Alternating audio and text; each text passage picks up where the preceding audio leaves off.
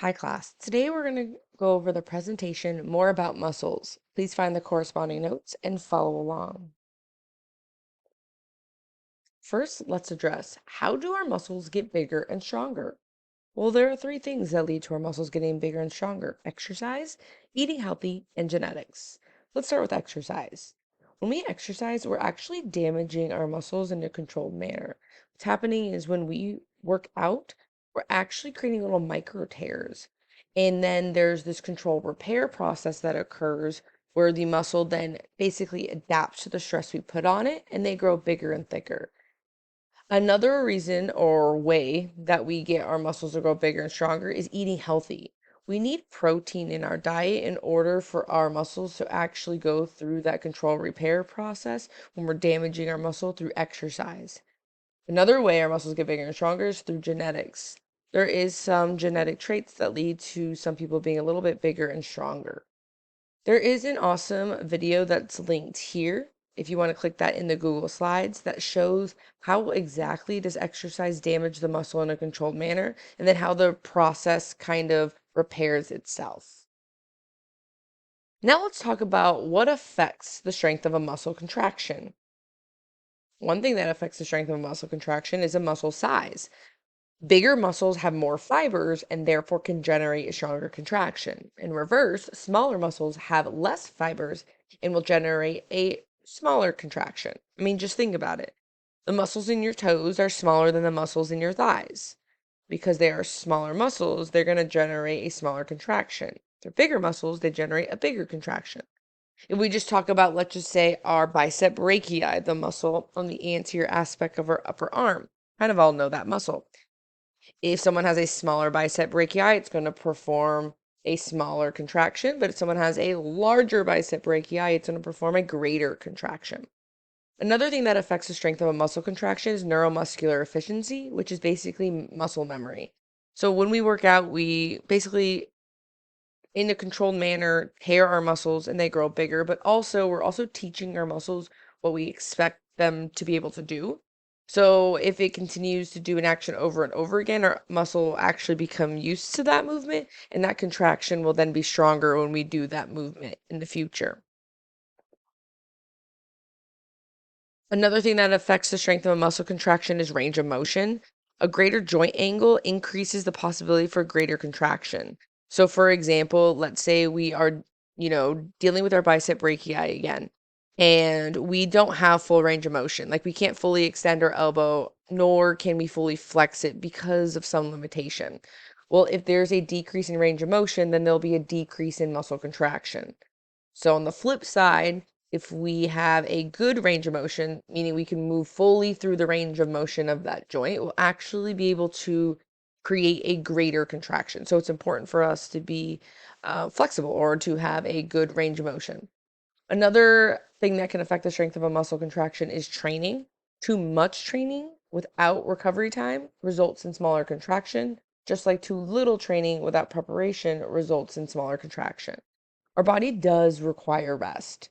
So maybe we're not completely resting, you know, how someone takes a rest day from their exercises weekly. Maybe it's an active rest day where instead of, working out to their max ability in the gym, they're walking their dog, they're going on bike rides, etc. Essentially, what we want to avoid is just like too much overtraining because our muscles will basically get fatigued and it's kind of telling you, like, hey, I'm a little tired and your contraction will actually be smaller. So it's not that you're getting weaker, your body just basically asking for some rest. But on the flip side, too little training without preparation can lead to a smaller contraction, obviously, right? So if we're, not training at the minimum amount and we're asking our body to perform at the maximum of our ability, obviously they're not going to match because our body's only going to be able to output a smaller contraction because that's all it knows. Another thing that affects the strength of muscle contractions are these things called twitch fibers. We have slow and fast twitch muscle fibers. Let's talk about them. Slow twitch muscle fibers, they're a type of muscle fiber that's found in skeletal muscle, and those muscle fibers contract slowly, but they do not fatigue easily. Therefore, they're good for endurance sports like cycling and marathon running. So these slow twitch muscle fibers are types of fibers in skeletal muscle. And they take a little while to fully like click into gear and like be working at its full ability, but they do not fatigue as easily. That means they are longer lasting. So once they are on, they're able to kind of produce that good strength for an extended period of time. That's why slow twitch muscle fibers, is really good for endurance sports such as like a triathlon, cycling, marathon, something long distance. So slow twitch muscle fibers are slow but long lasting. On the opposite, another type of skeletal muscle tissue is called fast twitch muscle fibers, and these are the opposite. They contract fast or quickly, but they do fatigue easily. They're good for short bursts of activity like sprinting or CrossFit. Therefore, they're fast and short lasting. So these fast twitch muscle fibers, they click into gear very quickly, but because they basically spend all their energy starting so fast, they do get tired sooner than slow twitch muscle fibers. So these fast twitch muscle fibers are good for quick burst of energy. Like CrossFit is a very short burst of activity, or like a sprint, like we're doing a 30-meter sprint, that is going to be great for fast twitch muscle fibers. Now let's talk about fiber type and athleticism. So here is a picture of slow and fast twitch muscle fibers together. The red indicates slow twitch muscle fibers, the white indicates fast twitch muscle fibers. So in the middle here, this is a 50-50 split, 50 slow, 50 fast twitch muscle fibers. On the right, more white. So these are going to have more fast twitch. On the left, more red. So these are going to have more slow twitch. Again, these fiber types, they may influence what sports you're naturally good at or whether you are fast and strong, but there are many factors that go into determining someone's athleticism. Um, the fiber type, the mental preparedness, their nutrition, hydration, their rest, their equipment, and conditioning.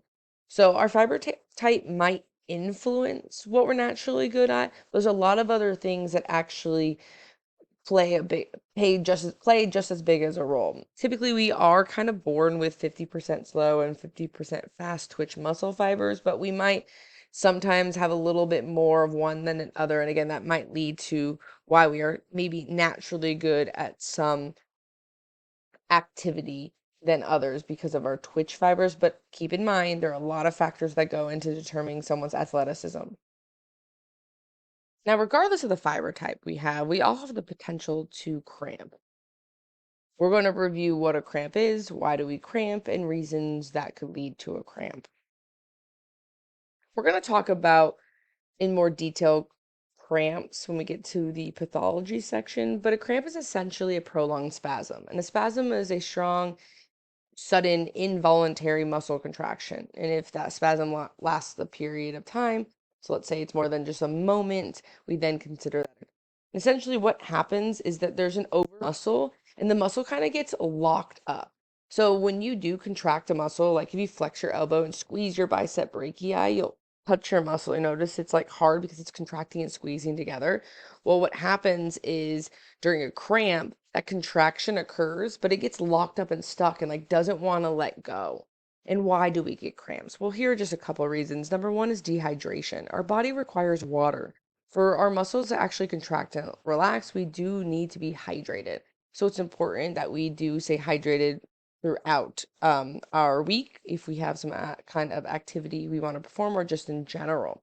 Another reason why we cramp is electrolyte depletion. You've all tasted your sweat before, right? It tastes like a little bit salty. In addition to, just water evaporating from our body, we're also losing some nutrients in our sweat. So we actually need to replace that. Just like how we replace the water we're losing, we need to replace such as like our electrolytes.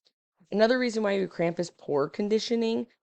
Sometimes if we go and let's say we play soccer and we don't perform, well at our practice because we don't think it's as important at games, or we skip practice, or practice isn't challenging enough in preparing us, what can happen is that's considered poor conditioning. So when we go and actually perform, like in our soccer game, our muscles are kind of like, hey, yo, I'm not ready for this. And they actually kind of just get locked up. Think of almost like an emergency brake. Your body's like, nah, I wasn't prepared for this. Because basically you're asking it to do something that you haven't taken the time to teach it what to do. Another reason why we cramp is muscle fatigue. So you may be having great conditioning, right? You show up 100% at practice, cross your T's, dot your I's, etc. But you don't take a break. And again, we don't need a rest. What we like to do is kind of change our activity. And maybe we don't give our that time to our body. Our muscles might say, hey, you know what? Appreciate all the work you've done with me, but I need a moment to actually heal. Because remember, when we do work out and exercise, when we're building muscles, we're actually causing micro tears. Our body does require some rest so those tears can actually grow and get bigger. And if not, sometimes our muscles kind of just tell ourselves to stop. One way is we can cramp. Another reason why we cramp is doing a new activity. It's kind of goes hand in hand with poor conditioning. If we've never done something before, again, our body has not learned that activity. So it kind of is like, hey, got it.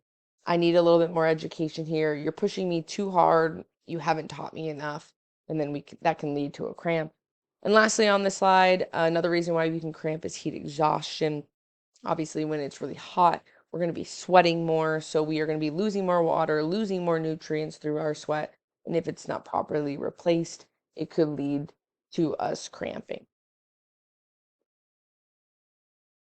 That concludes our presentation on more about muscles. If you have any questions, I encourage you to first go back through the presentation. If you still have questions, feel free to reach out. I'd be happy to help.